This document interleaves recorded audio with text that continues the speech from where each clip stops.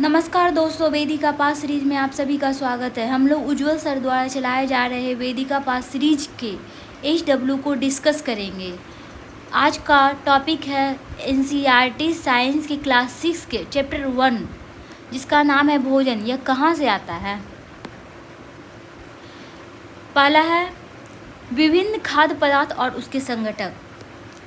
संघटक क्या होता है? भोजन तैयार करने के लिए आवश्यक कच्ची सामग्री को संघटक कहते हैं। जैसे पका चावल। चावल पकाने के लिए हमें कच्चे चावल और जल की आवश्यकता होती है। ये पके चावल के संघटक है।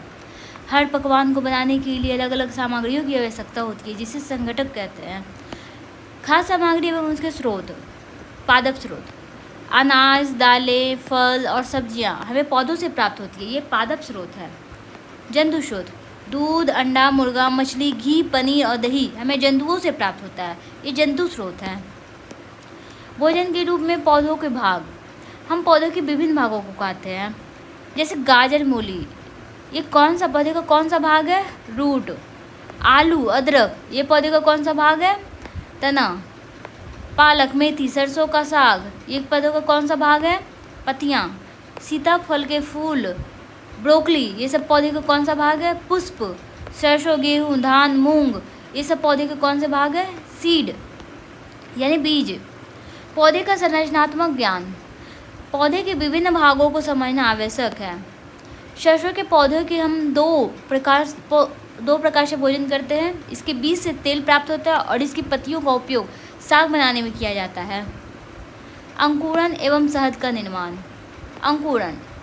भीगे हुए मूंग या चने से निकालने वाले सफ़ेद संरचना अंकुर कहलाता है। ये स्वास्थ्यवर्धक होते हैं। मकरंद। मधुमक्खियाँ फूलों से मीठा रस एकत्रित कर शहद बनाती है और छत में भंडारित करती है। अंकुरित बीजों का महत्व। अंकुरित बीज विटामिन और मिनरल से भरपूर होते हैं। इन्हें कच्चा खाया जा सकता है या उबालकर स्वादिष्ट नाश्ता बनाया जा सकता है। यह विद्यार्थियों के मानसिक स्वास्थ्य के लिए भी बहुत लाभदायक है। जंतु क्या खाते हैं, उसका वर्गीकरण हम देखते हैं। शाकाहारी, जो केवल पौधों और पादप उत्पाद को खाते हैं, जैसे गाय, हिरण।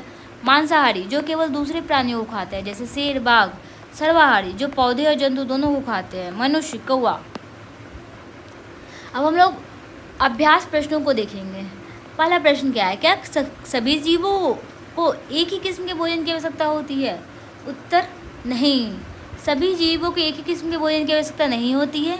वे अपनी शारीरिक बनावट के अनुसार शाकाहारी, मांसाहारी या सर्वाहारी हो सकते हैं। प्रश्न 2, 5 पौधों के नाम बताएं और उनके खाद्य भाग। आलू का तना खाते हैं हम। गाजर, जड़। पालक, पत्ती। सरसों, बीज और पत्ती। आम, फल। अब क्या है? दूध, दही, पनीर, घी सभी जंतु उत्पाद हैं। पालक, फूलगोभी, गाजर सभी सब्जियां हैं। शेर एवं बाघ दूसरे जंतुओं को खाते हैं। शाकाहारी पादप एवं पादप उत्पाद खाते हैं। दिए गए शब्दों से रिक्त स्थान की पूर्ति कीजिए। बाघ एक कैसा है जंतु है? मांसाहारी, यह केवल मांस खाता है। हिरण केवल पादप उत्पाद खाता है और इसलिए इसे शाकाहारी कहते हैं। तोता केवल पादप उत्पाद खाता है।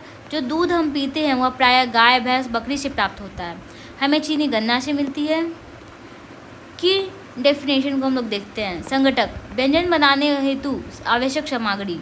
अंकुरित बीज, भीगे बीजों से सफ़ेद संरचना निकलना। मांसाहारी, केवल जंतु मांस खाने वाले। मकरंद, फूलों का मीठा रस। शाकाहारी, केवल पादप खाने वाले। सर्वाहारी, पादप और जंतु दोनों खाने वाले। अध्याय का सारांश हम लोग देखते हैं। भारत के विभिन्न क्षेत्रों के भोजन में बहुत विविधता है। हमारे भोजन के मुख्य स्रोत पौधे एवं जंतु हैं।